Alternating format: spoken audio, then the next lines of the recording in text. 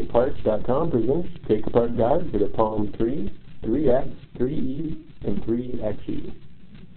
Warning, the following directions will void your warranty. You are performing this repair at your own risk. Once you have backed up the unit and removed the batteries, you will need to remove 4 screws. Once you remove the screws, you will need to remove the back cover of the plastic, which is held in place by 3 tabs on each side.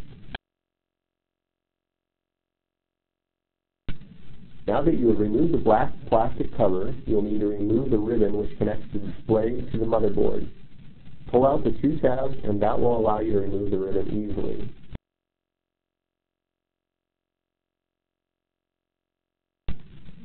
Now that the front half of the plastic frame will come off easily. The display is held to the frame and pops out.